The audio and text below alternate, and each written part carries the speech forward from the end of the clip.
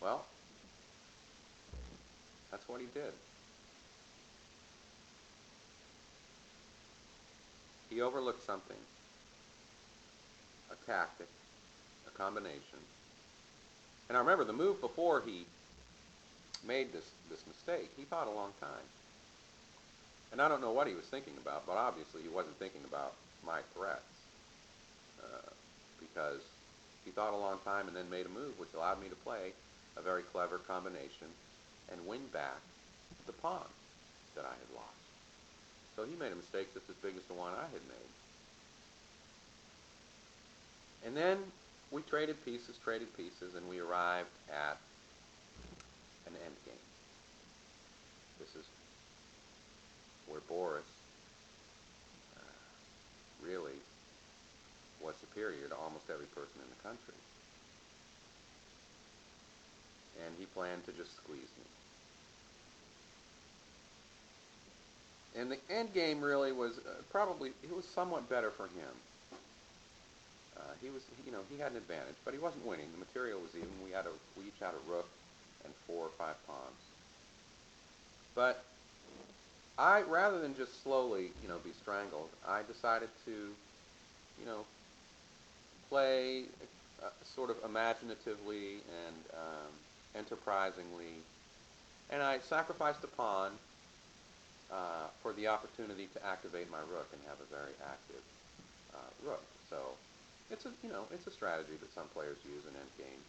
You go down materially, but hopefully your activity and the pressure you have is enough to keep the position together and to draw the game or maybe win the game. So I did this, and Boris, won his pawn, but then he made an unbelievable mistake.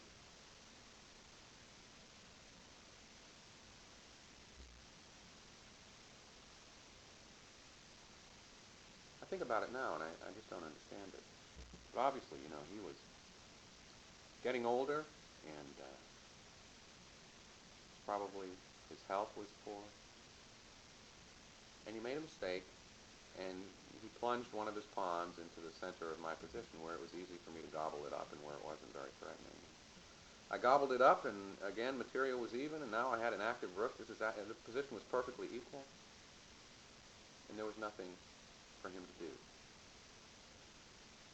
And he offered me a draw. There was no life left in the position. It was just a hopeless draw. And he offered me a draw, and I accepted. And I knocked him off of board 1 in the second round.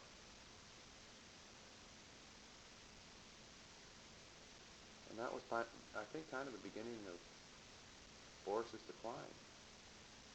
The next round after that, he actually lost to a very talented African-American player who I knew well, named Emery Tate. Emery was just a very aggressive, very gifted attacking combinational player, and he just sliced Boris up. Boris outrated him by, 300 points,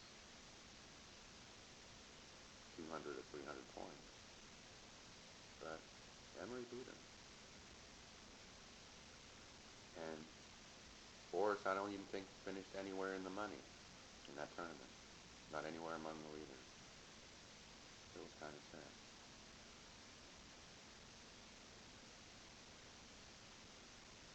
But he was an important figure in my life. We played 2 or 3 other games, and he won those. But we were always around each other. He liked me, and I respected his chess very much, and I learned from his chess too. I picked up a few things and learned a few things from him. Uh, but I miss him. He wasn't a perfect human being. He had his faults. But he was someone I knew well, and someone who was in my life for a long time, and someone I think about a lot.